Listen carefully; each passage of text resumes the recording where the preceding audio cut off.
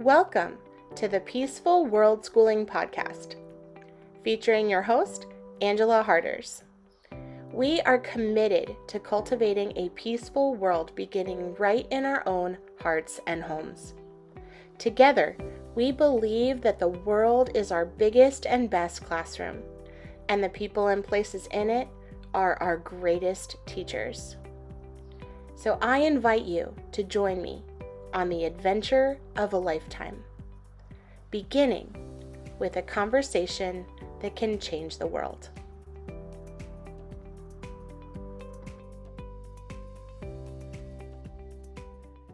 Today's episode of the Peaceful World Schooling Podcast is brought to you by the Deschooling Diary, a 365-day journey into living and learning without school. You can order your copy today on Amazon. Hello, and thank you so much for joining us on today's episode of the Peaceful World Schooling Podcast. I'm your host, Angela Harders, and today I am so excited to introduce you to another unschooling mom, Esther Jones. Esther, thank you so much for joining us today, and thank you to all my listeners for joining Esther and I as we have a conversation that can change the world. All right, Esther, to get us started, can you share a little bit about you and your family and your story? Sure. Yeah. Thanks, Angela. Lovely to be here today with you. So it's a long story, like everyone, I guess. So I have three children, and they're now 16 and 14 and nearly 10. And we used to live in Spain. I live in the UK now. We're all in the UK. But when we were in Spain, so the boys my oldest two went to a play group in the mornings, and I could tell that my oldest, certainly when it came to kind of school age, he just was not going to thrive in mainstream. I just kind of knew that. And so we found this very alternative school for him to go to, where there were no classes. It was kind of unschooling at school. But then I kind of realized later on that that's not really quite possible. But so he went there, and then his brother joined him a year later, and it was always a little bit stressful. So it was many hours in this place. They found the social aspects quite stressful, particularly my eldest. And so after 3 years there, so I guess that at that point they were sort of 10 and 8, and my daughter was just 3, I think. I just decided to take them out. It just sort of wasn't working. So I thought, okay, we'll figure out what we can do and just see what other options there are. And so we came out, and I had lots of plans about how this would look and how I would lead them through their learning and so on. And it would be museum trips and cooking and all sorts of exciting things at home. And so to a certain extent we did do some of that, but then I started seeing that they actually had all these other things that they were interested in and wanted to do. So we just sort of kind of fumbled our way along, and we were in Spain, and nobody there homeschooled or unschooled or home educated, so we were very kind of strange there. So it was a little bit isolating, I have to say. And then we actually to become even more isolated, we actually moved to sort of a hill just outside of Barcelona's old house. We lived there for about 2 years, where I'm going to say my deschooling process really kicked in. I had just left a very stressful work situation, and we were essentially there, and everyone just did as they wanted to do. And it was just amazing. It was really quiet there. It was beautiful, and people each person got on with what they wanted to get on with, and whether it was gaming or whether it was filming or sports things, or there were lots of sort of deep diving into new subjects. One of them started collecting coins, the other one got interested in Roman history. There were all these things sort of came out of there, and that's when I started really reading about unschooling, really learning what was going on. And that's when I started my blog called A Place on a Hill, really about my process in understanding how children really learn and what it looked like. And it was just a real lesson for me in trust, in letting go. It was really, now I look back on it and I appreciate really what it was. And so we moved to the UK just before the pandemic. really more than anything in search of community, being near the family again. And we're in a lovely, quite well, sort of small town, where there are lots of things for home educated children, many of whom unschool, some do something a bit more structured. And so each of them has sort of found their way here. So my eldest now does lots of activities. He's become an avid martial arts person. So he does martial arts, yes. And so he's gone from, you know, I'll say this because I think this might be reassuring to people. He's gone from pretty solid gaming for a long time, when that was really his number one passion, to having no time for gaming. He's literally, he's always doing his martial arts or sort of various activities. And my daughter, so my 10-year-old, she is very, she's sort of animal crazy. So we spend a lot of time going out looking, meeting all the dogs from the town. We walk other people's dogs. Anyway, that's been her main kind of passion. And then my middle son, who's 14, actually recently decided to go to school. Oh, wow. So that's been very interesting for all of us. So he's chosen to go to school because in the UK you do certain exams at 16. So he said he's going to go because he and just to do that, it felt like the easiest way to do it. And it's been really interesting. He's sort of gone back to school with a very, I'm going to say, he's very discerning. He has a real criteria about it. Yeah, he's sort of getting what he can out of that experience. And so that's sort of where we are now. And yeah, so I've sort of charted our story a little bit in my blog, and then I started a podcast as well, which I hope to have you on.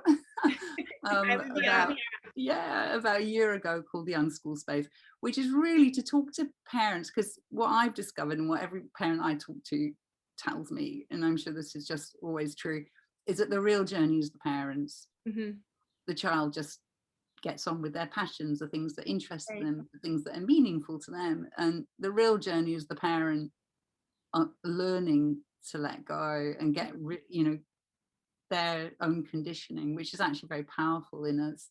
I think, you know, we're so conditioned for certain things. And going back to that trusting your child, trusting yourself, and trusting that process. Yeah, that is so true. And there's so many different things that you shared that I hope that we'll have enough time in this episode to be able to really unpack those ideas a little bit more. But I'm trying to think, I want to start chronologically, I feel like. So when you said that you realized kind of right off the bat that school was not going to work for your son, what does that mean to you? Like, what kinds of things were you observing, or what kinds of things was he experiencing that was kind of that red flag for you? Like, okay, maybe this environment is not the best option for my child. Yeah, well, so when he was when he was 3, he started at this sort of preschool place, which was a lovely place, very sweet and nurturing. And he would go for a few hours in the morning. And so already at that age, it was very hard for him to play with the other children in the way that they were all playing. So later on he was diagnosed autistic. But the language around it at that time, whenever anyone professional came in sort of contact with him, was what's wrong, right? There was this way of phrasing, there's something wrong with him. And I could feel that, and I could feel it sort of, and I think I just really was reacting against the idea that this child in mainstream, everybody be trying to figure out what was wrong with them. So already at preschool, for example, to give you some very specific examples, if everyone was doing circle time and singing a song together, he would not do that. He would not follow what everyone else was doing. Yes, and he's not a follower. And I've come to love that about him. I think that's wonderful. But I knew that in a mainstream setting, that wouldn't be sort of tolerated. It was at this place, as I say, they were very nurturing. And so we chose this very alternative school, but even there, the social aspects were quite stressful for him, because he, that's a long time, isn't it, to be between 9 to 4 every day, to be with lots of other children. That's not necessarily what every child needs. We all Right. assume that that's what every child needs. It just isn't necessarily. Mm. You said there that's what we assume. And Yeah. I think that word assume is it's such a powerful word when we really start to really reflect on all of our assumptions about Mhm. school or what our child needs or what learning is supposed to look like or what they're supposed to be learning and how and where they're supposed to be learning. But really, I think that for me was the beginning of my own deschooling process was kind of that look in the mirror of what are these assumptions that I have about myself, about my child, about school, about learning, about life, about success, and really Right. unpacking those assumptions. I think that's one of the biggest parts of deschooling. And before we continue, we're definitely going to dive more into this idea of deschooling. But for people that maybe are listening and are not familiar with that term, how would you define deschooling or how would you describe what deschooling is? Yeah, so deschooling, sometimes they talk about it for the child, and I can see that that is relevant. For a child who's been at school and been in a very sort of quite strict system, then there's an amount of time that the child might need to kind of unwind from that. But I think so when I talk about it, I really talk about the parent. So deschooling for the parent is almost like, I think it's deconditioning personally, which I goes in agree. layers, doesn't it? It goes in layers. So I don't know, Angela, if you've come across this, but most people, they think of unschooling perhaps as an educational, a way of educating a child. And then you go, okay, yeah, that sounds good. And then you start, the layers keep coming off, and Mhm. you end up probably in a sort of a consensual living kind of space, where all your assumptions of children and how children learn or how they behave or what you can expect from them and how you should act with them have sort of all been unpicked, I think, by I mean, I'm still going through the process, I realize, because as they grow older, new things come up, and Mm, I find new assumptions yeah. that I'm faced with that I didn't realize I had, but I do. So it's really, yeah, sorry, going back to the definition, I think it's about challenging our own assumptions Mm, and coming back to a place of trust, um, in our child and in ourselves mm. beyond I, what should be. yes, I like that definition of challenging our assumptions. And when I was first introduced to this idea of deschooling, I remember someone saying that you should deschool 1 month for every year that you've been in school. Have I've you heard heard that before? that. Yeah, yeah, I've heard that. Yeah, That's very and neat, isn't it? it is. It's very neat, and I really liked that because I kind of felt like I needed a like a start and a stop date, like in my brain, I needed like a Um, oh, well, we're gonna do this for this period of time, and then eventually we'll get back to we'll do something else. But as you were sharing, as your children grow older, you're constantly being confronted with new assumptions that come up as they get older. And yeah, so I'm wondering, do you think that deschooling is this kind of start and stop process, or do you think that deschooling is something that just never ends? How does I that work? Yeah, I think potentially it never ends. But in a way, for example, now, in fact, I just had this conversation with someone I was with this morning about when you feel guilty about going to bed earlier than your children, like particularly if you've got older sort of children, Mm-hmm. and whether you should say, no, whether you should be there meeting their needs or modeling that you need to meet your needs. So, Mm, I think it starts coming around to these things about how are we in relationship with our children. yeah. So I think the place sort of we're at now, those are the questions coming up to me now, and that sort of modeling living in Mm, a healthy way. And to do that takes a lot of deconditioning because we have so much mother guilt, yeah. so much must be productive all the time kind of guilt. And yeah, I think you end up, if you keep going with this, you can really end up, um, yeah, really discovering some really wonderful things actually about how you can live in a more coherent way with yourself. Mm-hmm. Like I think it ends up coming right back to you and how do you live. Yeah.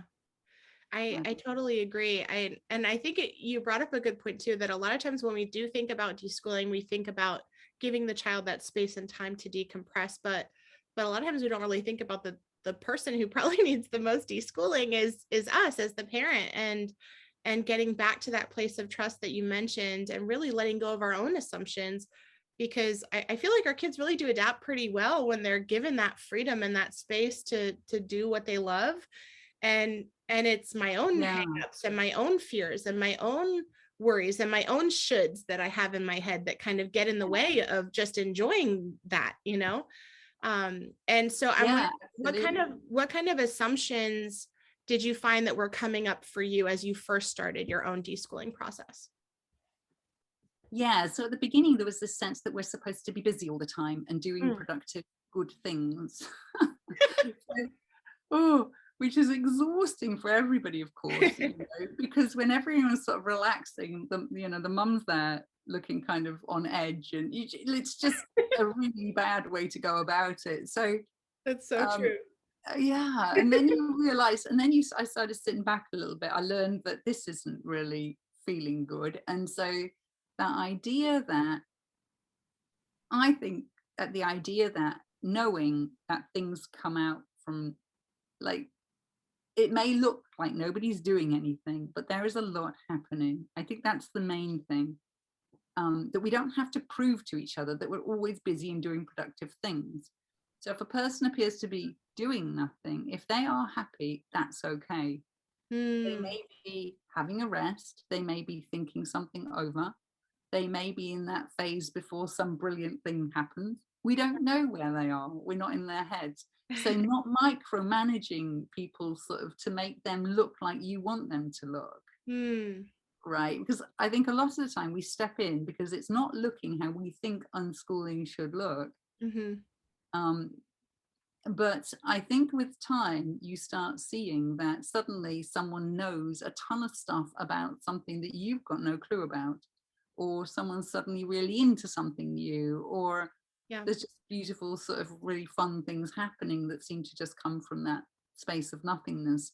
So Mm. I would say trust the space, allow there to be space around everyone to be, let Mm. people have their space and their time, because that's the place that things come from. Yeah. And even that whole idea of what it means to be productive or to do something productive, like that whole assumption around, this is what it looks like to be productive. It looks like reading. It looks like doing this worksheet. It Right. looks like planning out this full day of activities and creative field trips and science experiments. And we do, like, I think, especially as moms, we put a lot of pressure on ourselves to make sure that our children are doing something productive all day, every day, from the moment they get up till the moment that they go to bed. And we really haven't learned to value that space where it looks like nothing is happening. Um, Yeah. but Well, I think, I think in yeah, that space is where, like, that's where you really discover, I think, who you are, in that, in the quiet, and in being able to be alone and have time to yourself and to just to think, yeah. is really important. Well, I don't think our society puts much emphasis on the being rather than the doing. Mm. And I think, like you say, it's really important to know who you are and to Mhm. know what you like and how busy you like to be, Yeah. or what spaces you like to be in. Some children don't like to be in big, loud spaces, and that's okay. Mhm. That's absolutely fine. And that's, and for them to be able to make their own path, trying things out, saying, yeah, that suits me, no, that doesn't suit me. I think there's this huge value in that that Mm. people sort of underestimate, Yeah. because there's a journey that they're on of discovery, and the more they know about themselves, the more resilient, happy they're likely to be in life. Mhm. So rather than thinking, oh, they need this much knowledge now or they won't, no, I think it doesn't matter. We all pick knowledge up very, very easily, Yeah. actually, when we when When we when care about it. when we care about it, right? When we care about it. So I think more it's that knowledge, self-knowledge.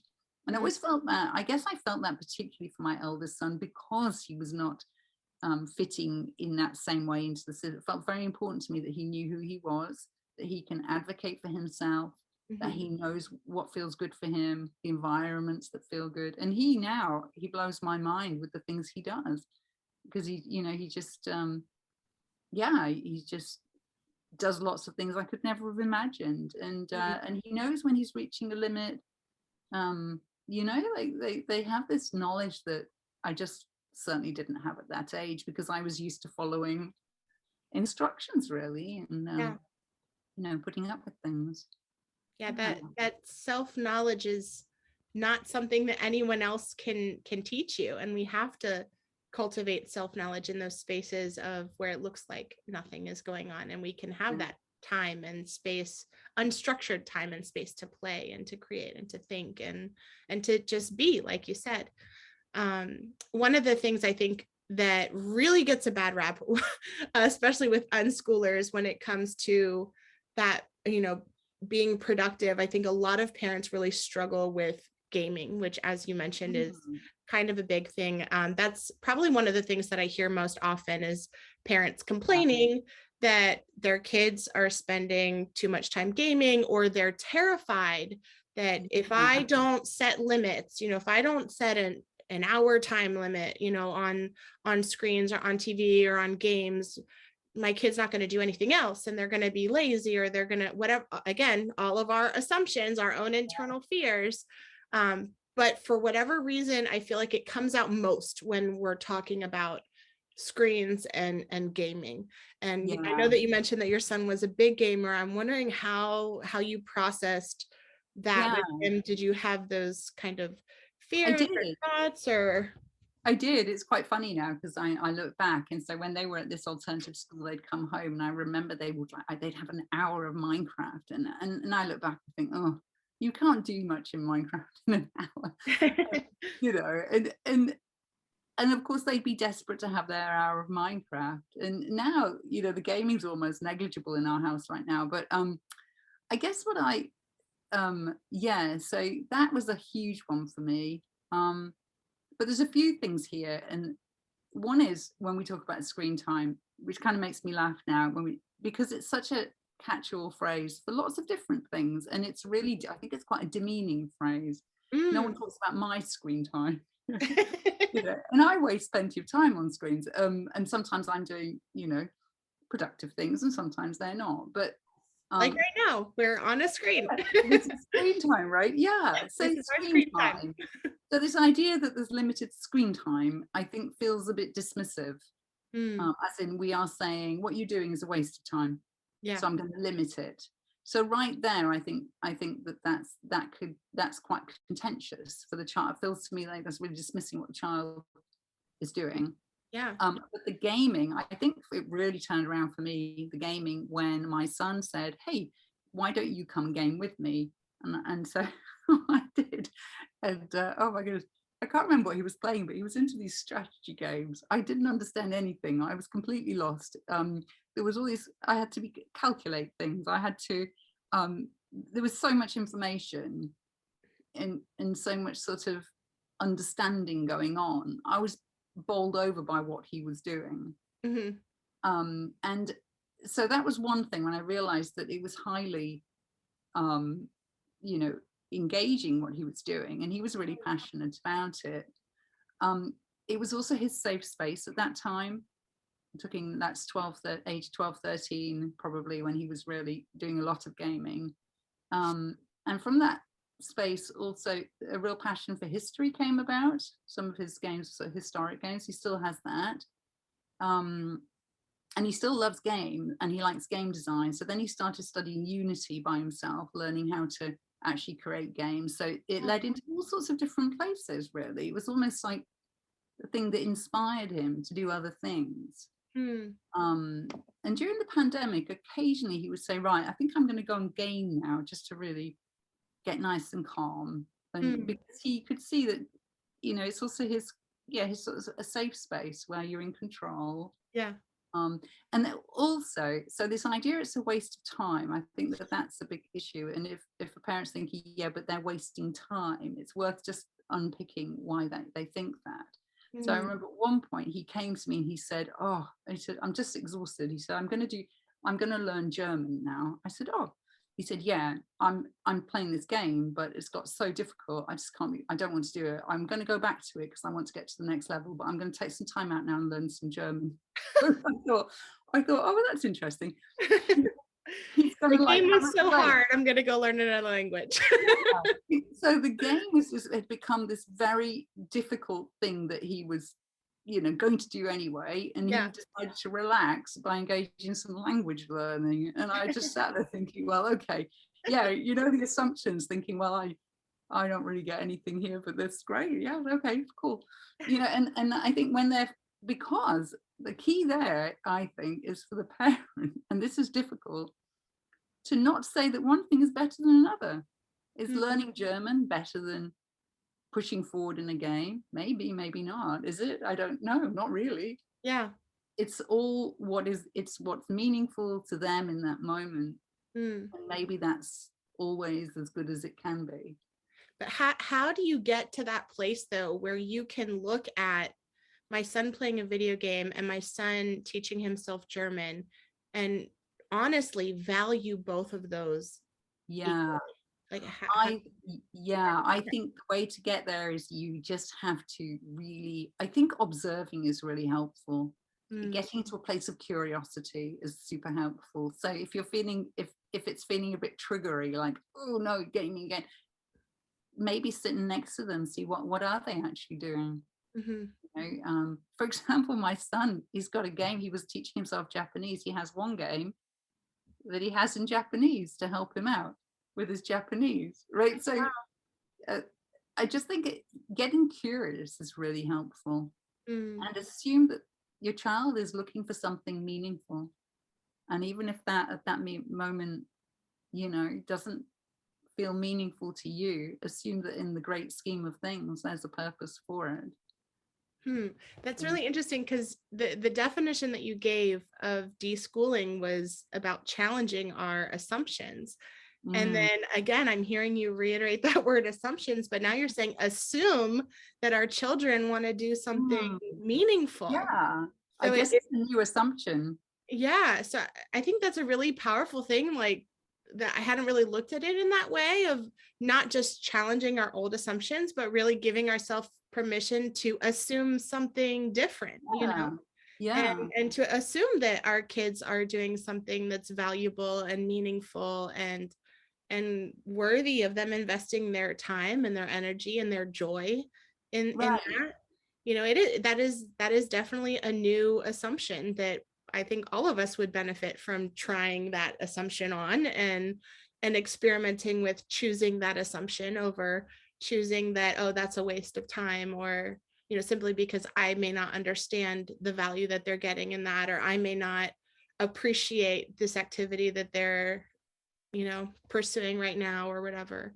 So maybe not eliminating the assumptions, but choosing to have new ones.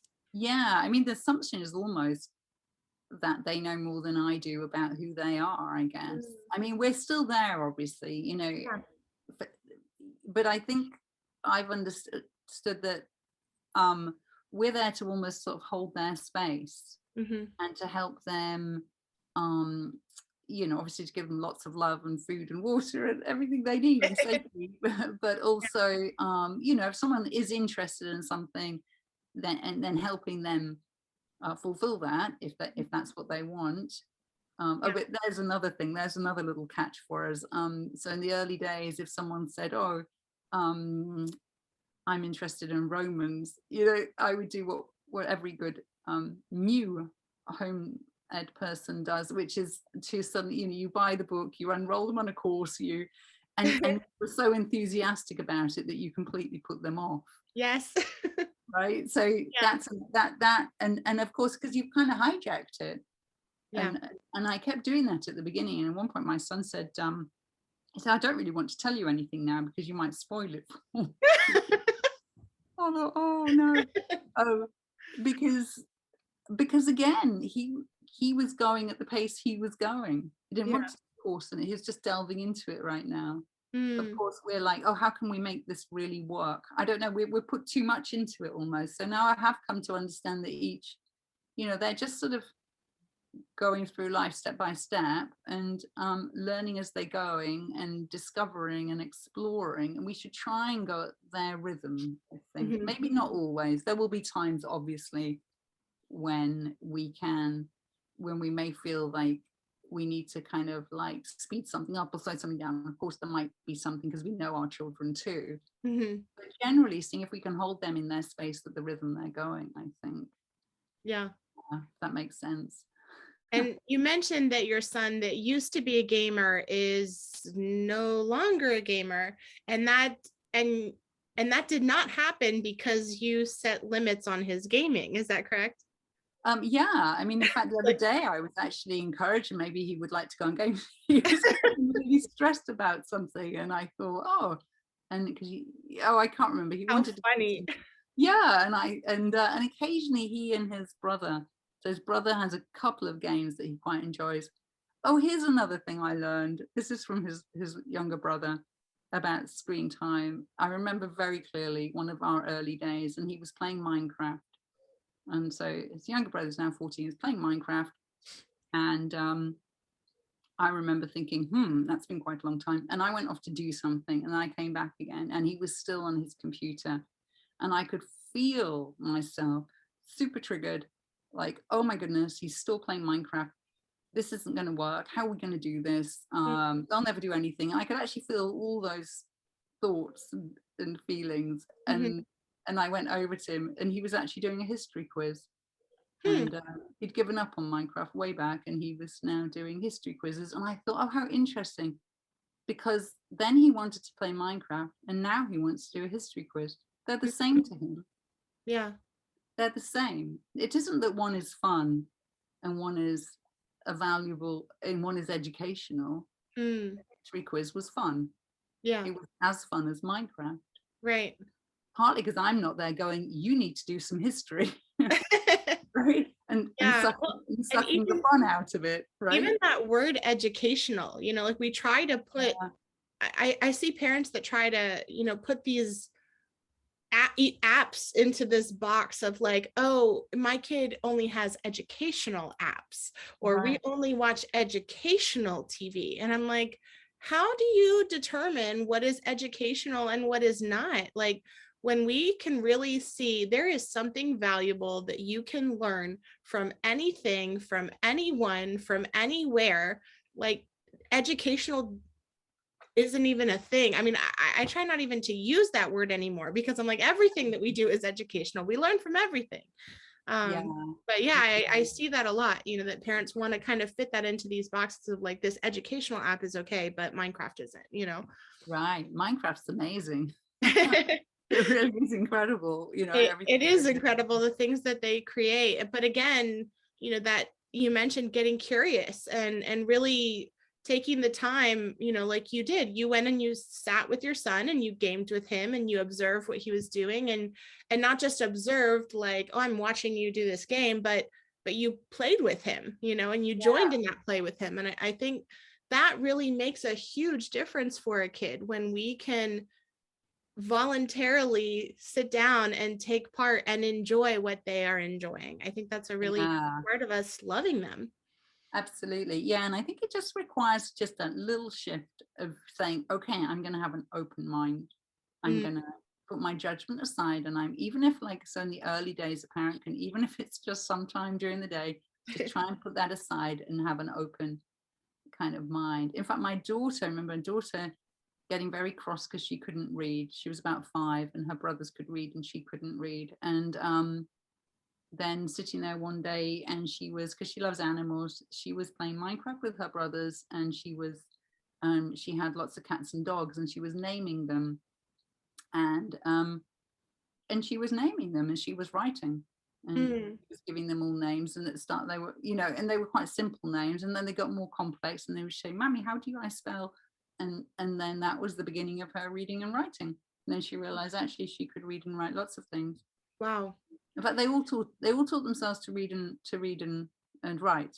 That is so fascinating to me. And actually, for me, that was the scariest part of unschooling, because I spent a good portion of my career as a reading teacher. And I remember being utterly terrified that I'm going to be the reading teacher with, you know, a 15-year-old that can't read, you know? Right, yeah.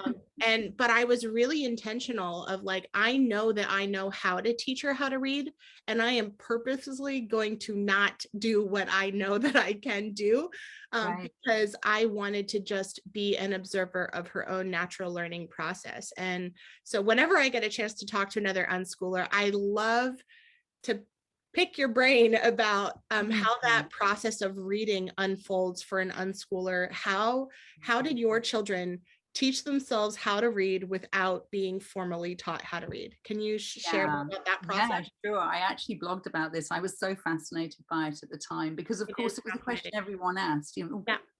can he read yet? And I would be a little bit defensive, and part of me was thinking, oh God, please read. And you know, I felt like I'm not going to do that. But anyway, so my eldest, he wanted he sort of wanted to read. So he was so they were late. So they were probably uh, he was probably 9, and his brother was 7. And so Late by the world's assumptions of when a child should learn how to read. right, Yep. exactly, yeah. For those of you that are familiar with the natural learning, 9 and 8 is a natural age to learn how to read, and that is totally normal when you are learning how to read on your own. So Yeah. even kids up until age of 12 is still, it is still okay if your child is not able to teach themselves how to read, you know, when they're 8, 9, 10, 11, Yeah. 12, it's okay. They will figure it out. In fact, I think there's another piece to that which people never talk about, which is what does a person do when they can't read? The amount of information they could process and hold on to was quite incredible Mm, without reading. And I often thought, wow, how can they be doing that? How are they able to do that? But they had an ability to work things out mhm. without sort of cracking the code. And so my eldest son, for a while, he used an app. He wanted to use this app called Reading Eggs. I think it's a UK app. I'm not sure. So he used For that me, for a it little too. while. Right. Okay. So he did that for a little while. I got a little bit bored with it and then left it. And I can't remember. Suddenly he seemed to be able to read anyway. His brother, who was 8, I would read to him every night and he would look at the words intently on the page. He asked me, then he clearly started, he went from 0 to fluid reading. He was quite Oh, incredible. wow. He appeared to not be able to read. And then I could tell that in his room, he was sort of looking at things and he would come down. He asked me 2 questions. One was, is a C and an H together? Is that a ch? That was Hmm. one. And I can't remember what the other one was, but there were 2 questions and that was it. And then he suddenly could read. And I swear I cannot remember the in-between bit. And Huh. then he's just sort of sitting there reading anything really. You read an encyclopedia, you know, I mean, really anything. And my daughter, I watched more because she was so aware that she couldn't read and she wanted to read and would get frustrated. But then she started, so she spent a long time, for example, if we were out and about, she'd look at a sign and I could see her thinking hard, putting the sounds together, working it out. Mm, She'd read the back of cereal packets. She would read anything she could see. Um, she would read them. And so what's really interesting when they read themselves is they only ever read things they want to read. mhm, They never, none of them sat down suddenly and read a story. They all, for them, it was the ticket to get information. So mhm. suddenly my daughter could read her dog breed book. And so her, you know, so if at the age of 6, normally a 6-year-old is reading a kind of a standard school book for a 6-year-old, she Mhm. was reading about Alsatians and, you know, Alaskan Malamute dogs, and Mhm. and that was her vocab because that's what Yeah, she wanted. right. So it felt like, so I saw her progress more, and then suddenly she stopped asking questions and she could read, Mm, and so they're all very good readers now, and they're all very good spellers because they read a lot. hmm. Um, That is another piece too that I, I'm very curious about, because I am kind of at the beginning of the unschooling journey for myself and for my family. Like I said, my daughter's 8 years old, and so we're very much at the beginning of this journey. But again, that was one of my concerns too, is the writing piece, not just the reading, but also writing. How did your children learn how to write? I know you mentioned, that she would spell the names of her pets in a game. Well, I think so. They're all a bit different in this. I have to say, nobody's got neat handwriting. So, and because you don't often have to write by hand, I think it is true that it often a child will write rarely by hand. So my daughter likes writing; she enjoys it, and she likes writing out lists of things. So she'll, wants to get a dog, so she'll write out different names, and she also draws a lot. Drawing is very good for writing because you're developing similar, the control skills. And she draws a lot. My 14-year-old, who just started at school, one of his main worries was about writing, and writing and maths, and neither has been an issue. So he writes well enough for school, and that's really from almost never writing. He never enjoyed writing. But it hasn't been an issue at all. And then my eldest similarly doesn't really enjoy it. But the thing is that as they get older and they see what other people their age can do, or there are things they want to do and they're going to need to write to do it, they'll write. Yeah. But it tends to just be more self-motivated. Yeah. I think there's one of the classic assumptions that children will only do things if you make them do it, and that's a really, really wrong assumption. They'll do the things that make sense for them. Yeah. So if a child needs to be able to write something in order to be part of something they want to be part of, then they'll probably make that journey, that effort. That is very true. And you brought up a good point too about writing, and kids aren't really having to handwrite a lot of stuff. But even as an adult, I mean, I remember I was talking with another parent about this, and I was like, really, when was the last time that you handwrote something? Like, I don't even know that. I mean, a birthday card, maybe. yeah. I mean, literally, like, it's like there are days that go by that I don't handwrite anything, really thinking about it. And it's funny because that was one of my reasons why, I started thinking about just that whole idea of handwriting and how much time and effort we spend on teaching them how to handwrite. But yet the majority of people, when we want to write something, we're not handwriting it, we're typing it on a computer. So actually I invented this program that teaches kids and adults how to type by using phonics and spelling patterns. And so my daughter was kind of my guinea pig with that. She's been, practicing and learning how to do it and learning how to type. And so that was one of the ways that she actually learned how to write and how to spell, was through practicing out this program that I designed. If you're interested in checking out the program too, I do have that available on my website, and I'll make sure I include the link for that in the description of this post. But it's great for kids or adults.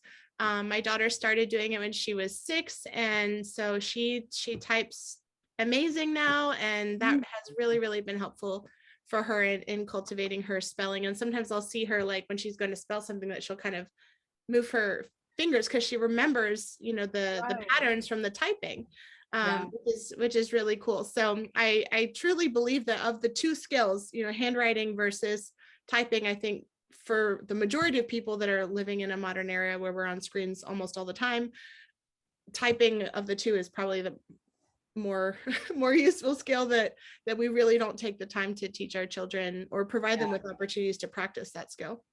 I think that's true. But it's interesting, isn't it? Like all the things that are now that my eldest two are, teenage years and so on, all those things that are so struggled at over at school, and maths and reading and writing, you do see them coming together later on in a very natural way. And I do think also that learning to read by yourself for them is powerful. And I was thinking about this today. Learning is also about the journey and about doing something yourself. It's about your own discovering of something, your own ability to, it's not really about the swallowing of the knowledge, Right. right? The Right. valuable part is saying, I want to do that or learn that. Let's see how I'm going to do that. Mm-hmm. And for a child to do that, there's a lot of confidence there, So you get children who maybe they have a different knowledge to children at school, and maybe it's going to be vastly superior in some places and perhaps patchy in others. But what you have are people who know exactly how they learn, and they know that if they want to learn something, they're just going to do it. It's just Yeah. like not a problem. Yeah. And that's quite big, really, I think. It's huge. I mean, I can't tell you how many students I would have in high school that just um that internal motivation just was not there, and they were constantly having to rely on someone else. What do I need to learn? What do I need to do? As opposed to having that intrinsic motivation of what do I want to learn? How do I want to do it?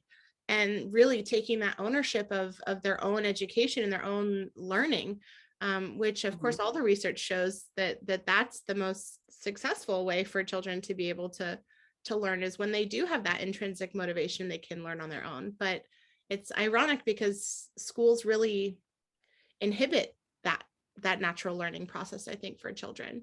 Yeah, well, I think the focus really is on the acquiring of the having of the knowledge. There's this Right, end as goal opposed to the process. Mm-hmm. as opposed to the process. And what actually matters is the process, Mm-hmm. because that's what we do for the rest of our lives. And it's funny because I think children learn in the way that we do as adults. And we all know that we get really passionate about something, right? And we can learn anything really, really quickly. And we can even make time for things we didn't believe we had time, and yet, because we've got passionate about something, Right. we just swallow all that information very easily. Why would it not be the same, or even more so with children? Mm. Uh, Again, our assumptions. yeah, absolutely. Mm-hmm. Yeah. Something too that I think is really unique and interesting about your story is the fact that even though your children are unschoolers, you have an unschooler that is in school. Yeah. Yeah. Uh, Yeah. can you share a little bit about what that experience is like for you? Yeah.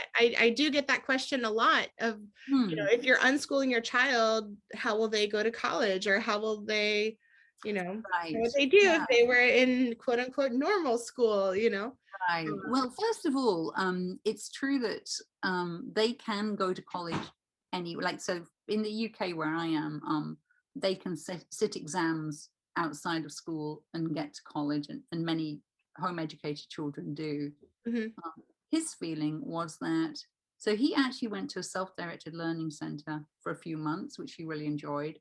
mhm, But he felt he really enjoys, he's very sociable, mhm. and I think part of him wanted that experience, of being with Yeah. other, lots of other children, which my other two don't want at all, really, not in that kind of big way.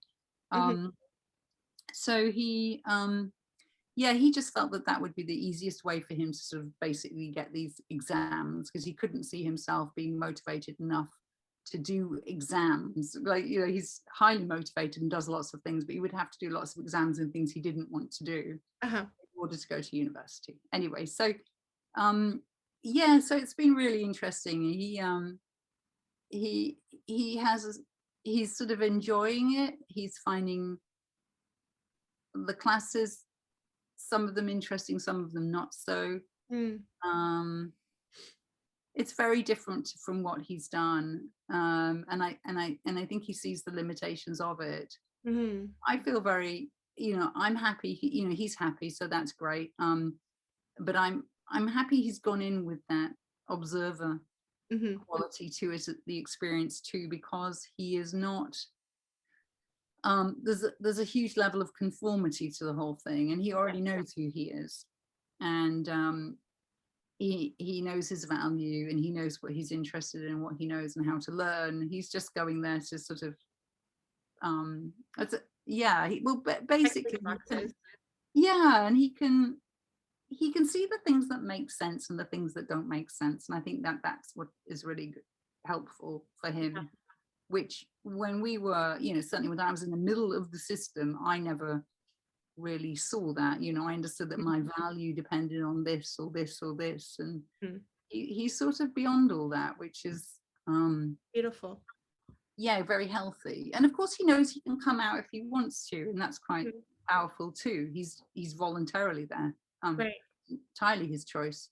Yeah. um I think that one piece makes all the difference in the world. And I think that's why, even though he is still an unschooler, that you can be an unschooler and still go to school, because you mentioned it's something that he's choosing. He's there voluntarily. He knows he doesn't have to be there. He doesn't have to do any of the things that they're telling him to do. He right. knows who he is. He can kind of see it sounds like he can see the arbitrariness of a lot of the stuff that they're doing.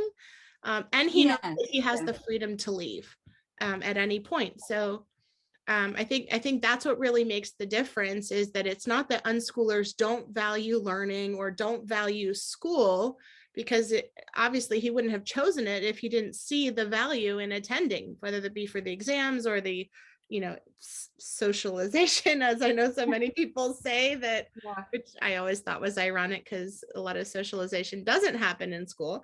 Well, I Uh, think a lot of it can be quite toxic as well. Absolutely.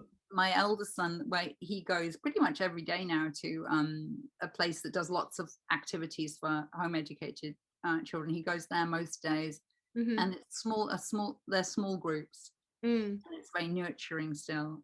And he's very happy there doing things there Hmm. because it feels very safe to him and it's a good environment for him. Uh-huh. And he probably would not thrive in a class of 30. I think it would be very overwhelming. Mm. So that's his social, and it's perfect socialization for him. If we have, yeah, it's a horrible word, isn't it? Socialization. It is.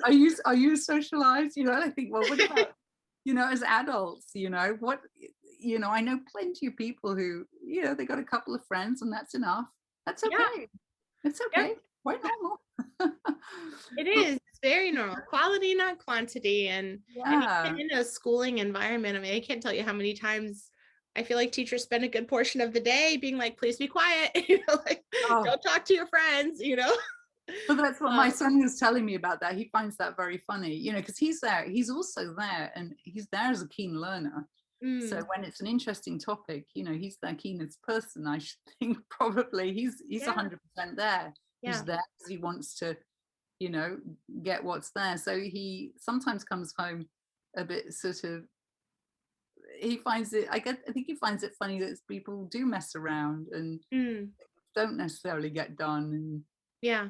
or people aren't interested, or Uh-huh. that's kind of funny to him to see that, because everything that they've ever done has been with groups of children who want to be there to do it. Right. They've never been in an obligatory kind of situation where people are sometimes a bit bored. Right. Well, So and they're forced to be there, and even that whole aspect of the fact that we're forcing all these kids to sit in this environment. I mean, I hear now, so we're recording this in May, so it's the end of the school year here in the United States. oh And I wow. see teachers constantly posting about how the students are apathetic and that they don't care and they're not wanting to do any work and all this stuff. And I'm like, all of that would disappear if they could be self-directed. If they had that Yeah, freedom to choose what they wanted to learn, like apathy doesn't exist when you're self-directed, like, because everything that you do, you're doing because you want to do it. There is no, I don't know. no, Or have you seen that your children are apathetic or? never. They can be bored. um they can be bored and then they'll find something to do. No, I mean, they're all very caring about the world, about politics, about people. They're very invested in society and their place in it. Mm, And I think that we do this thing, and I'm seeing it when I look at the school, and the school that my son is in. It's a caring place, and there's some wonderful teachers, like, no doubt whatsoever. It's a system thing, not a person thing. But we're taking meaning away, and then we're complaining because the children are hanging out in a kind of meaningless way. Do you know right, what I mean? Like, we're taking out the meaning because they've no agency. right. And if you have no agency and no autonomy, it's very difficult for something to really mean something to you. Mm-hmm. And it's almost like putting someone in the wrong job, isn't it, for a week, and then complaining that they're not passionate about their job and not really Right. invested in it. and they're badly paid, or they're treated badly, or it's just a terribly boring job that doesn't fit them, Right. and then so there's this kind of like mismatch of what we expect from them and what we give them, and Yeah. And then what we get from them as a result. right, and then what we get from them, exactly, because particularly when they're entering their teens, 14, 15, 16, I think that at that age, young people really, well, I think at any age people want to be meaningful, people want to have fulfilling, meaningful lives, and I think it's hard when you're 14, 15, 16, seeing that you're becoming an adult, Mm-hmm. but having no control over your life Anything. and being told what to do all the time as though you were a very small child. I think there's something a little bit demeaning about the system, and the punishment reward thing, which in this school is quite subtle, but it is there. Mm-hmm. The negative points and the positive and the positive points with behavior, and again, it's really it doesn't encourage individuality or think or just finding your own path. It doesn't encourage that, I don't think. It encourages following what someone else thinks you should be doing.